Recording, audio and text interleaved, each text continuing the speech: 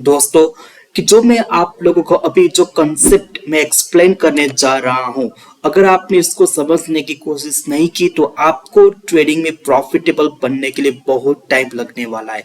तो कृपया करके वीडियो को पूरा एंड तक देखिएगा। काफी एक प्रीशियस काफी बढ़िया कंसेप्ट मैं आप लोगों को यहाँ शेयर करने जा रहा हूँ ब्रेकआउट के ऊपर।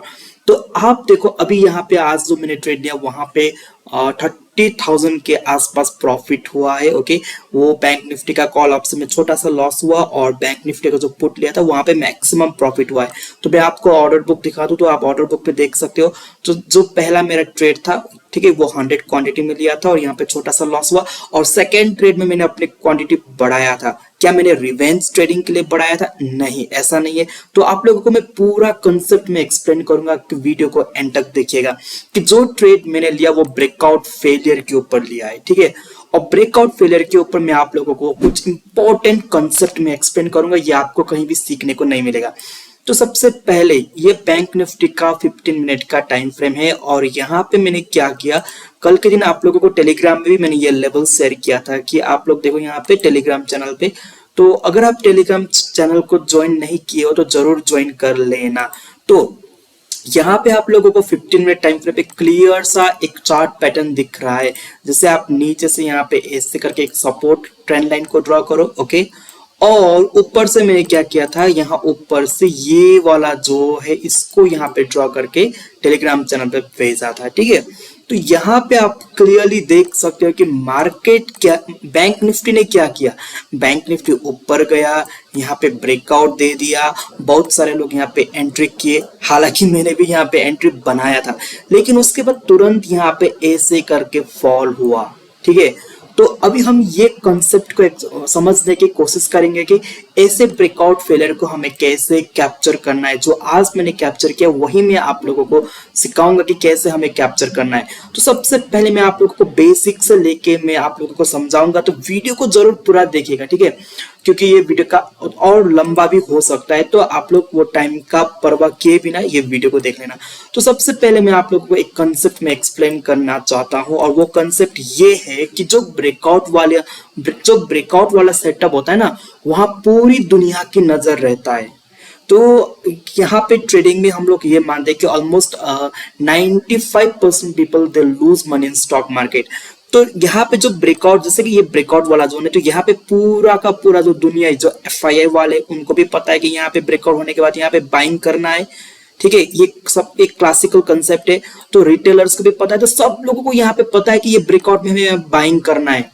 तो आप लोगों को यहाँ पे एक चीज बताता हूं कि मार्केट में आप लोगों को आसानी से पैसा नहीं मिलता, ठीक है। तो यहाँ पे पूरी दुनिया का जब नजर यहाँ पे है, तो यहाँ एक हाईली इमोशनल बैटलफील्ड है। ये क्या बोला मैंने, हाईली इमोशनल बैटलफील्ड है ये, क्योंकि सबसे बड़ा ट्रैप भी यही होगा और सबसे बढ़िया जो ट्रेड चलेगा ना वो यहीं पे होगा। क्योंकि आजकल ना मार्केट में लोग काफी स्मार्ट बने हुए हैं। तो यहाँ पे स्मार्ट बने हुए हैं, तो यहाँ पे दो प्रकार के ट्रेडर्स आप लोगों को मिलते हैं।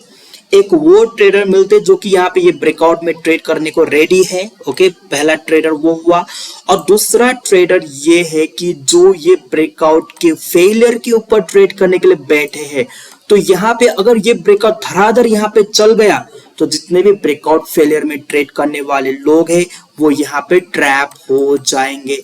और अगर ये यहाँ से ब्रेकआउट देने के बाद नीचे गिरना स्टार्ट किया तो जितने भी लोगों ने ब्रेकआउट के एक्सपेक्टेशन में यहाँ पे पोजीशन बनाई उन लोगों को यहाँ पे काफी बढ़िया ट्रैप होने वाला है। तो यहाँ पे दोनों लोगों के लिए काफी एक बढ़िया सिचुएशन है, मतलब एक काफी एडवांटेज सिचुएशन भी है और काफी डिसएडवांटेज सिचुएशन भी है। तो यहाँ पे लोग दाव लगाते, हाँ चल गया तो यहाँ पे चलेगा, अगर नहीं चला तो मैं छोटा ऐसा लेके निकल जाऊंगा। ऐसे कंसेप्ट वाले ट्रेडर यहाँ पे बैठे हुए, बहुत सारे लोग यहाँ पे, मैक्सिमम लोग यहाँ पे बैठे हुए हैं, ठीक है। तो अब हमें यहाँ पे कैसे खेलना है, तो सबसे पहले मेरा जो मार्केट का एक्सपीरियंस वो ये बोलता है, ठीक है, ये बोलता है कि अगर सच में ये ब्रेकआउट को चलना है ना, तो यहाँ पे ये धराधर ऊपर की तरफ जाएगा।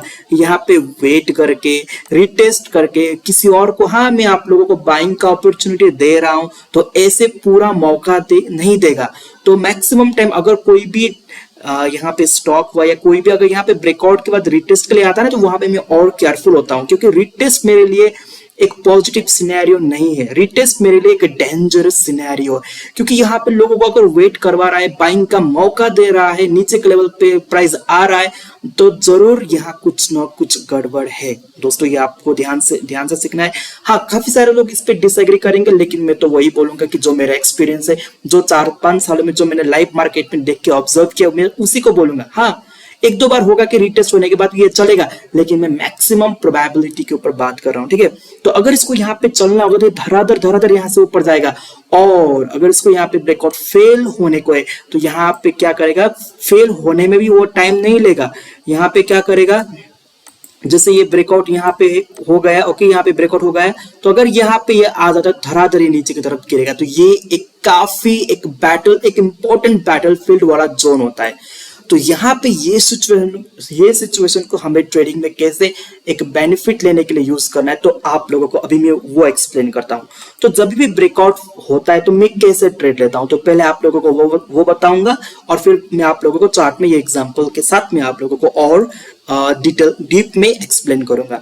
तो देखिए, जब भी यहाँ पे ब्रेकआउट वाला सेटअप मार्केट बनाता है ना, तो ब्रेकआउट वाला सेटअप में मैं पहले अपना व्यू बनाता हूँ। मार्केट में क्या बनाता हूँ, मेरा व्यू बनाता हूँ कि अगर मेरे लिए मार्केट पुलिस से या फिर ये जो ब्रेकआउट है सच में ये चलेगा, अगर ये मेरा एक्सपेक्टेशन है, तो ब्रेकआउट होने के तुरंत बाद मैं अपना यहाँ पे पोजिशन बनाता हूँ। मैं रीटेस्ट का वेट नहीं करता, यहाँ पे पोजिशन बनाता हूँ। जो ब्रेकआउट कैंडल है उसका यहाँ पे लो का मैं स्टॉप लॉस लगाता हूँ, ठीक है। मैंने लगा लिया, वो ट्रेड यहाँ पे एग्जीक्यूट कर दिया मैंने। तो अगर इसको चलना है, तो यहाँ पे सच में चलना है, तो धराधर ऊपर की तरफ जाएगा और मेरे को प्रॉफिट देगा, मेरे को यहाँ पे वेट नहीं करवाएगा, ठीक है। तो मेरे को प्रॉफिट लिया, तो अगर यहाँ पे मार्केट ऊपर की तरफ चल गया तो मेरे को यहाँ पे प्रॉफिट हुआ, तो मैं प्रॉफिट लेके खुद से मैं निकल जाऊंगा। तो यहाँ पे अगर ये ब्रेकआउट यहाँ पे जाता है, जाने के बाद अगर यहाँ पे हल्ट करता है, ठीक है, हल्ट करने के बाद नीचे आता है, अगर मेरा यहाँ पे एसएल को ले लेता है, तो फिर मैं यहाँ पे क्या करता हूँ, एक ब्रेकआउट फेलियर का ट्रेड बनाता हूँ, ठीक है। हर बार नहीं बनाता, इसके ऊपर भी मेरा कंडीशन है, मैं देखता हूँ मार्केट कंडीशन और भी स्टॉक्स का जो कंडीशन देखता हूँ, सेंटिमेंट्स देखता हूँ, तो उसके आधार पे मैं ट्रेड लेता हूँ। तो यहाँ पे मैं दोनों साइड के लिए मैं रेडी रहता हूँ यहाँ पे। तो आज भी मैं यहाँ पे दोनों साइड के लिए रेडी था। तो यहाँ पे क्या हुआ, तो एक और इंपॉर्टेंट कंसेप्ट मैं आप लोगों को बताता हूँ, ठीक है। और ब्रेकआउट फेलियर को हमें कब एक्सपेक्टेशन करना चाहिए, तो जब भी मार्केट में एक ब्रेकआउट आता है, ठीक है, ब्रेकआउट आता है, तो ब्रेकआउट देने का तुरंत अगर ये रेजिस्टेंस के नीचे प्राइस चला जाता है, तुरंत का मतलब हुआ कि यहाँ 3-4 कैंडल या 2-3 कैंडल बनाने के बाद अगर तुरंत यहाँ पे ये रेजिस्टेंस के नीचे चला जाता है, then it is a sign of danger कि यहाँ से ब्रेकआउट फेल होने का प्रोबेबिलिटी ज्यादा होता है, ठीक है। हाँ, जब तक ये रेजिस्टेंस के ऊपर वेट करे तो हम उतना एक कंफर्म के साथ नहीं बोल सकते कि ये ब्रेकआउट फेल होगा ही होगा, लेकिन अगर जहां से ब्रेकआउट दिया अगर उसी रेजिस्टेंस के नीचे आ जाता है ना, तो हाई प्रोबेबिलिटी है कि वो ब्रेकआउट फेल होगा। आई होप कि ये कंसेप्ट आप लोगों को समझ में आया। तो यहाँ क्या हुआ, सबसे पहले आप लोग ये एरिया को देखिए, ये काफी इंपॉर्टेंट एक रेजिस्टेंस है, राइट। ये काफी इंपॉर्टेंट रेजिस्टेंस है। अगर मैं आप लोग ऐसे भी ड्रॉ करूं, क्योंकि प्राइस ने यहाँ से रिजेक्शन लिया, यहाँ से फिर रिजेक्शन लिया था, फिर यहाँ से रिजेक्शन, यहाँ से छोटा सा रिजेक्शन, फिर यहाँ से रिजेक्शन, तो ये जोन काफी एक इंपॉर्टेंट रेजिस्टेंस था as per the price action, ठीक है। और ऊपर से यहाँ पे देखो तो ट्रेंड लाइन का भी यहाँ पे एक रेजिस्टेंस है। और आज क्या किया कि मार्केट ने ये वाला जो जोन है, मैं इसको हटा दूंगा। तो यहाँ पे क्या हुआ, एक ब्रेकआउट दे दिया मार्केट में। तो ये मैं इसका 15 मिनट का टाइम फ्रेम देख रहा हूँ, तो मैं 5 मिनट टाइम फ्रेम पे ऑब्जर्व करता हूँ, ठीक है। तो 5 मिनट टाइम फ्रेम पे मैं चला आता हूँ पहले।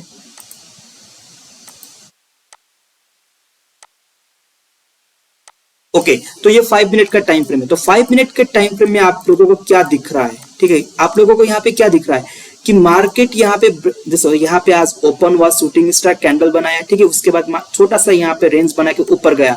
तो इसमें मैंने जस्ट ये देख रहा था कि क्योंकि आरबीआई का मॉनेटरी पॉलिसी पे था, गवर्नर का वो प्रेस कॉन्फ्रेंस चल रहा था, ठीक है। तो यहाँ पे मार्केट ने रेजिस्टेंस को पहले यहाँ पे टच किया, देखो ये ग्रीन वाली कैंडल इसने टच किया, और टच करने के बाद यहाँ पे एक रेड वाला कैंडल बनाया, जो कि हम इसको इनसाइड बार बोलते हैं, कि जिसमें एक बढ़िया सा मोमेंटम वाला कैंडल होता है और छोटा सा यहाँ पे कैंडल बनता है, तो इसको हम इनसाइड बार कैंडल बोलते हैं, ठीक है। तो ये इनसाइड बार कैंडल के हाई के ऊपर जब प्राइस निकला तो यहीं पे मैंने एंट्री बना दिया, क्योंकि अगर ब्रेकआउट को सच में चलना है तो यहाँ से बड़ी बड़ी कैंडल बना के यहाँ से चल जाएगा, ठीक है। तो इसलिए मैंने यहाँ पे एंट्री बना दिया और स्टॉप लॉस मैंने क्या रखा, ये जो कैंडल है ना, ये कैंडल का जो लो है उसी वही मेरा स्टॉप लॉस था, ठीक है। ये कैंडल पहले जो मेरा ट्रेड था वो एंट्री लेने के बाद यहाँ पे स्टॉप लॉस था, फिर मैंने ये जो कैंडल है ना इसका जो लो है यहाँ पे मैंने अपने स्टॉप लॉस को ट्रेलिंग किया था, तो मेरा स्टॉप लॉस एक्चुअली बोले तो यहाँ पे था। तो फिर क्या हुआ, प्राइस यहाँ ऊपर गया तो वेट करवाया, देखो यहाँ पे वेट करवाया, तो यहाँ पे मेरा स्टॉप लॉस हिट हो गया। आप लोग देखो यहाँ पे मेरा स्टॉप लॉस हिट हो गया। तो आप लोगों को मैं और यहाँ पे ये 10-10 का जो 5 मिनट का कैंडल है वहां पे 5 मिनट के अंदर मेरा स्टॉप लॉस हिट हो गया। तो आप लोग यहाँ पे देख सकते हो 10-10 34 सेकंड में मेरा स्टॉप लॉस यहाँ पे हिट हो गया, ओके। तो उसके बाद मुझको यहाँ पे लॉस हुआ 3065 रुपीज का लॉस हुआ। तो यहाँ पे फिर मैंने वेट किया कि यहाँ पे तो ये रेंज बना रहा है, यहाँ रेंज बनाने के तुरंत बाद ये तो यहाँ पे आ गए, जहां से जिस रेजिस्टेंस से ब्रेकआउट के ऊपर की तरफ निकला था तो उसी जोन में आ गया। देखो आप लोग यहाँ पे ब्रेकआउट दिया, थोड़ा यहाँ पे वेट किया, फिर उसी एरिया पे यहाँ पे आ गया ना। तो ये मेरे लिए एक अलर्ट हुआ कि हाँ अब ये ब्रेकआउट यहाँ से फेल हो सकता है। तो फिर मैंने क्या किया कि जब ये जो रेड वाली कैंडल है ना, ये बनते बनते ये आरबीआई गवर्नर साहब का वो प्रेस कॉन्फ्रेंस खत्म होने को जा रहा था, तो इसी कैंडल के लो के नीचे मैंने सेलिंग किया, मतलब पुट ऑप्शन का मैंने बाइंग किया और यहाँ पे ये ट्रेड चालू हुआ। मैं ट्रेड चला कि आज का दिन का जो लो था उसी के आसपास यहाँ पे प्राइस चला। तो जब आज का दिन का लो चला, लो के आसपास प्राइस चला, तो फिर मैंने एग्रेसिवली ट्रेडिंग किया। मैंने ये जो कैंडल है इसका हाफ पार्ट मैंने यहाँ पे ट्रेडिंग किया, फिर ये नीचे आया, फिर इसका कैंडल का हाफ मैंने यहाँ पे ट्रेडिंग किया, फिर नीचे आया। तो जब ये नीचे आया तो अब और ग्रीड नहीं, ठीक है, अब और ग्रीड नहीं, तो मैंने यही इसी कैंडल के आसपास मैंने कहीं पे 1050 पे, आप लोग देखो यहाँ पे 1054 पे मैंने अपने ट्रेड को एग्जिट कर दिया। तो सेकंड ट्रेड में मैंने ज्यादा क्वांटिटी लिया। देखो मैं हमेशा 200 या 300 क्वांटिटी लेता हूँ बैंक निफ्टी में, लेकिन आज को मैं थोड़ा कम क्वांटिटी लेने लगा था। तो मैंने आज सिर्फ 100 क्वांटिटी में ट्रेड लिया था पहला ट्रेड, क्योंकि वहां पे आरबीआई साहब गवर्नर साहब का प्रेस कॉन्फ्रेंस चल रहा था, तो इसलिए मैंने यहाँ छोटा क्वांटिटी में ट्रेड लिया, ठीक है। अब बाद में जब वो ब्रेकआउट फेलिंग का सिनेरियो मुझे दिखा तो मैं यहाँ पे 200 क्वांटिटी मार दिया, और जो यहाँ पे दूसरा ट्रेड में मेरा जो स्टॉप लॉस है, जैसे मैंने यहाँ पे एंट्री मारा और यहाँ पे मेरा स्टॉप लॉस था, मतलब स्पॉट में वो 70 पॉइंट्स का मेरा स्टॉप लॉस था, ठीक है। तो अगर आप लोग ऑप्शन के चार्ट में देखोगे तो शायद 32 to 37 के पॉइंट पे मेरा स्टॉप लॉस आ रहा होगा, ठीक है। तो ये यहाँ पे एंट्री किया और यहाँ का ये कैंडल का हाई का स्टॉप लॉस लगा दिया, ठीक है। और ये ट्रेड यहाँ पे इतना फास्ट हुआ कि मैंने वो टेलीग्राम चैनल पे शेयर नहीं कर पाया, ओके। तो आप लोगों को यहाँ पे आई होप कि जो मैं समझाने की कोशिश कर रहा हूँ वो आप लोग समझ रहे हो, ठीक है। अब आप लोगों को मैं यहाँ पे बैंक निफ्टी में काफी आप लोगों को एग्जांपल देखने को मिलेगा कि जब बैंक निफ्टी में मतलब ब्रेकआउट आता है, ठीक है, तो ब्रेकआउट आने के बाद अगर तुरंत प्राइस उसके नीचे आ जाता है तो वहां पे ब्रेकआउट फेल हो सकता है। जैसे यहाँ पे देखो, यहाँ पे ये जो रेजिस्टेंस है इसका यहाँ पे ब्रेकआउट है, राइट, यहाँ पे इसका ब्रेकआउट है। ब्रेकआउट होने के तुरंत बाद यहाँ पे ये प्राइस ऐसे करके आ गया, तो यहाँ से क्या हुआ, ब्रेकआउट फेल होकर धड़ाधड़ प्राइस नीचे की ओर गिरा। तो आप लोगों को फिर मैंने कुछ दिन पहले एक यहाँ पे बैंक निफ्टी में एक ब्रेकआउट ट्रेड आप लोगों को शेयर किया था, ठीक है। और आप लोगों को मैंने बोला था कि यहाँ से अगर ब्रेकआउट देता है तो यहाँ पे हैवीली बुलिश हो जाएगा, ये एरिया पे। यहाँ पे देखो, यहाँ पे क्या हुआ, बैंक निफ्टी ने ब्रेकआउट दिया, क्या ब्रेकआउट के बाद क्या यहाँ पे रिटेस्ट के लिए आया, कि यहाँ पे और लोगों को बाइंग का मौका दिया। तो इसीलिए मैं आपको बोल रहा हूँ ना कि अगर ब्रेकआउट को सच में चलना है तो आपको ये बार बार एंट्री करने का मौका नहीं देगा, ये धड़ाधड़ यहीं से ऊपर की तरफ भागेगा।